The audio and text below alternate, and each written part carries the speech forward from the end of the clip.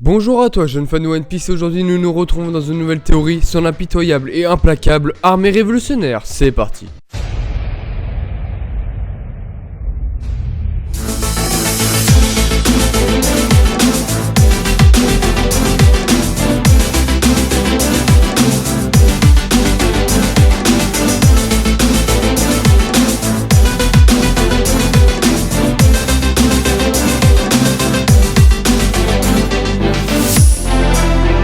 Cette fois, nous devons nous plonger dans les origines de Monkey D. Dragon et la création de l'armée révolutionnaire. Cela parlera de la façon dont Dragon rencontra Kuma, Ivankov et le docteur Vegapunk, et des différentes personnes qui rejoindront cette armée dans le futur, comme par exemple Smoker ou Aokiji. Avant de commencer, je voudrais d'abord dire que Monkey D. Dragon n'a jamais, et je dis bien jamais, été un amiral de la marine. S'il avait été amiral, alors pourquoi Dragon est-il si mystérieux et inconnu même parmi les marines? Qui pourrait dire que les Korosei l'ont noirci et effacé, mais cela n'a toujours pas de sens car les gens n'oublient pas si facilement. L'existence d'Avalo Pizarro, Katarina Devon, Vasco Shot et Son Juan Wolf ont été effacés pendant des années. Et qu'est-il arrivé lorsqu'ils sont arrivés à Marineford? Les marines qui se font buter en moins d'une seconde, d'un coup d'œil, connaissaient leurs noms, leurs épithètes et les crimes qu'ils ont commentés. Bien, de toute évidence, Dragon est différent de la famille des Monkey D. Il semble différent de son fils et de son père, mais je pense qu'il est un imbécile tout comme les Monkey. Les trois proviennent du pays de Goa, qui comprend le royaume de Goa, le village de Fuchsia et les montagnes des bandits. Comme Luffy, Garp a été élevé dans les montagnes. Dragon cependant a été élevé dans le royaume de Goa, avec les nobles. Garp était pauvre, alors il vivait dans les montagnes, mais comme il était marin, il avait les fonds nécessaires pour loger une maison dans le royaume de Goa où Dragon est né, pour s'assurer que son fils et sa femme auront une bonne vie. Garp, bien sûr, a pris régulièrement Dragon dans les montagnes pour l'entraîner pour qu'il devienne marin.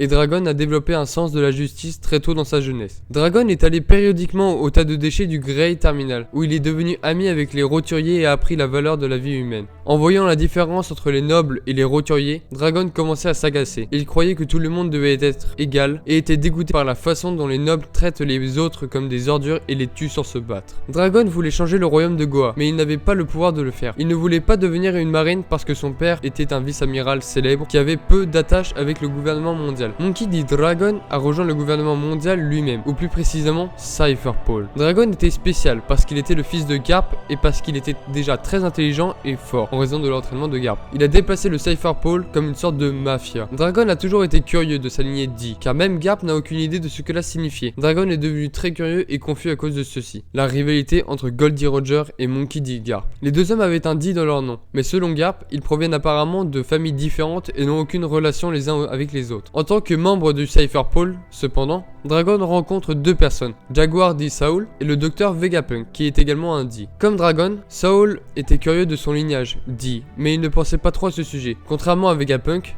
qui était cependant très curieux comme Dragon. Ils sont devenus amis et Dragon a été choqué d'apprendre les expériences terribles que le gouvernement mondial fait faire à Vegapunk. Malgré cela, les deux ont travaillé secrètement pour en savoir plus sur leur lignée. Dragon a toujours cru dans la justice morale, mais sa justice est très extrême, tout comme Saul qui a facilement défié les marines pour faire ce qu'il avait l'air juste. Le temps de Dragon dans le Cypher Paul a révélé un peu les mensonges du gouvernement mondial, mais cela est attendu avec un système gouvernemental. Le dégoût de Dragon avec le gouvernement mondial a frappé un point d'ébullition lorsqu'il a été promu au même poste que le Cypher Paul 0. En tant que membre du CP0, Dragon a travaillé directement sur les Terubito et le Korosei. Le CP0 se spécialise dans les couvertures, le chantage, le mensonge et le meurtre, et Dragon a eu un siège en première ligne pour la corruption du Korosei et des Terubito. Il pensait que le royaume de Goa était mauvais, mais rien par rapport aux Terubito, qui contrôlaient le monde. Dragon savait que la liberté ne se réaliserait pas tant que le gouvernement mondial actuel existe, mais il a toujours essayé de changer le gouvernement mondial de l'intérieur. Dragon est venu à Lockdown, il y a 24 ans, pour assister à la mort d'un D qu'il a interrogé pour lui demander s'il était bon ou mauvais. Le gouvernement mondial dit évidemment qu'il est un méchant, mais des histoires de Garp, Goldie Roger est un bon homme. 2 ans après que Roger a été exécuté, donc il y a 22 ans, Dragon était à 100% convaincu qu'il n'avait aucune chance de changer le gouvernement mondial de l'intérieur. La raison en était à cause du massacre d'Ohara. Il a appris de Kuzen que son ami Jaguar D. Saul a été tué et que des refuges innocents ont été abattus. Le CP9 a été chargé de veiller à ce que le massacre ait été un succès. Si le CP9 a été informé, le CP SCP-0 l'a été également. Dragon a entendu le discours de Clover. Il savait que le gouvernement mondial cachait quelque chose et qu'il fallait le détruire. Tant que le gouvernement mondial existe, il n'y aura pas de liberté. Dragon a défait du gouvernement mondial, mais pour celui-ci, il a simplement disparu. Dragon a informé deux personnes de sa défection, Vegapunk et Kuzan. Vegapunk a convenu avec Dragon qu'une révolution était nécessaire et a décidé de rester dans le gouvernement mondial en tant qu'homme de l'intérieur de Dragon, alors que Dragon crée soigneusement et développe son organisation. Kuzan cependant a refusé l'offre car il pensait qu'une révolution était trop extrême et pensait pouvoir changer le gouvernement mondial en tant que marine. Dragon ne l'a jamais dit à son père parce qu'il savait que Garp essayerait de l'arrêter. Maintenant, au cours des 22 dernières années, Dragon a créé l'organisation la plus dangereuse que le gouvernement mondial ait jamais vue. Vegapunk est un espion révolutionnaire dans le gouvernement mondial, et la main gauche et droite de Dragon est Imperial Ivankov et Bartholomew Kuma. Ils étaient avec Dragon il y a 12 ans chez Grey Terminal. Ivankov était le premier recruteur révolutionnaire de Dragon. La raison? Je dis que c'est parce que Ivankov semble être le révolutionnaire qui connaît le mieux Dragon. Ils adorent même arroser l'escargot ensemble. La question est maintenant,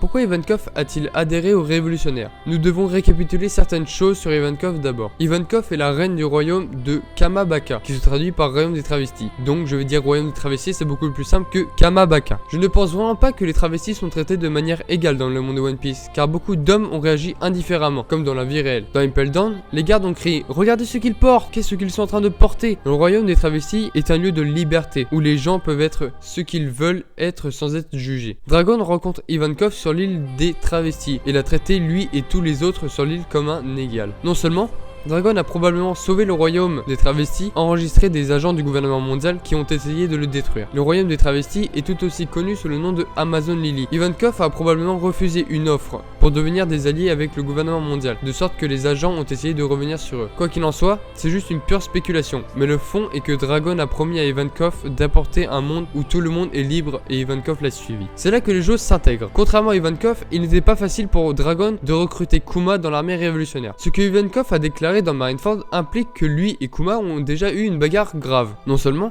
Kuma a également eu un sérieux combat avec Monkey D. Dragon. Avant d'entrer dans la lutte entre Kuma et Dragon, nous devons d'abord comprendre Kuma. De toute évidence, Kuma est un ours. Alors regardons ce que représentent les ours. L'ours est un gardien spirituel de l'Occident, lieu de l'obscurité, de la maturité et de la bonne récolte. Les ours sont actifs pendant la nuit et le jour. Cela symbolise sa connexion avec l'énergie solaire, celle de la force et de la puissance, et l'énergie lunaire, celle de l'intuition. L'ours est un habitant solitaire et un maître de son domaine. L'ours est l'incarnation de la force et est féroce pour une menace sur son repère. Bartholomew Kuma a horreur du gouvernement mondial. Et c'est parce que le gouvernement mondial a brûlé le village de Kuma dans la forêt et ce n'était pas un hasard. En aidant son peuple à se reconstruire, Kuma a été enragé et a décidé de devenir la protectrice de son peuple avec son fruit du démon. Tout intrus serait ébloui par Kuma. Bien sûr, Dragon et Ivankov sont venus dans la forêt brûlée et Kuma a attaqué. Dragon, qui voulait aider les villageois pauvres, pensait que Kuma était responsable. Il a ordonné à Ivankov d'arrêter Kuma alors qu'il aidait les gens. Dragon a appris la vérité des citoyens, mais avant qu'il puisse dire quelque chose, Kuma l'a de nouveau attaqué.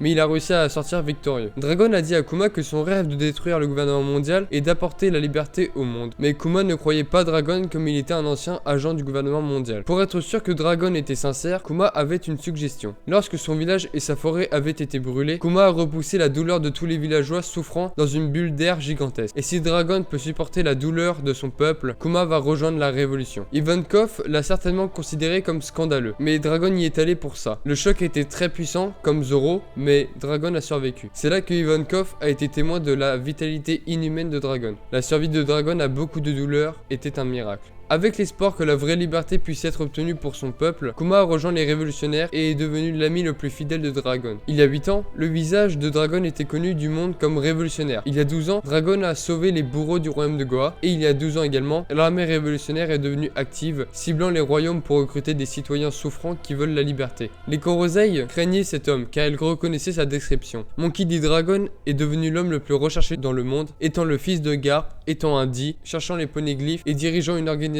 qui s'oppose directement au gouvernement mondial qui fera continuer à croître jusqu'à la chute du gouvernement mondial. À l'avenir, Dragon recrutera Koshiro, il n'est pas encore un révolutionnaire complet mais il est un allié. X-Drake, un pirate marin, s'est transformé en poursuite de sa propre justice. X-Drake a rejoint Kaido parce qu'il veut servir l'expédition d'armes du gouvernement mondial avec le Yonkou et prendre la tête de Kaido, un peu comme BG avec Big Mom. Le CP9 est une alliance avec Drake et croit que les pirates continueront à se débrouiller tant que le gouvernement mondial actuel existe. Bonnet déteste le gouvernement mondial mondial et toutes ses raisons de devenir un pirate seront bientôt parties à cause de Barbe Noire. Crocodile, donc Crocodile, on n'a aucune information pour le moment de ce personnage là. Donc Crocodile perdra toute ambition de trouver des armes anciennes et voudra se venger du gouvernement mondial pour ce qu'ils lui ont fait. Et sûrement Kuzan, comme je l'ai dit au début de la vidéo. Donc Kuzan n'est pas encore révolutionnaire, mais il se joindra une fois que Akainu et le gouvernement mondial prendront le contrôle du monde. Et également Smoker, dont j'ai fait une théorie qui selon moi fera partie très prochainement de l'armée révolutionnaire dû à son ras-le-bol de la marine. N'hésitez pas surtout à aller voir la théorie sur Smoker, elle est très intéressante et elle ne dure pas forcément trop longtemps. Donc voilà les gars, c'est tout pour cette théorie, j'espère qu'elle vous aura plu. N'hésite pas à t'abonner et à laisser un commentaire si tu es d'accord ou pas avec moi et à lâcher un gros pouce bleu en bas de la vidéo, c'est pas très dur à faire. Et je te dis à la fois prochaine sur la chaîne du grand Ito Liu-san. À la prochaine.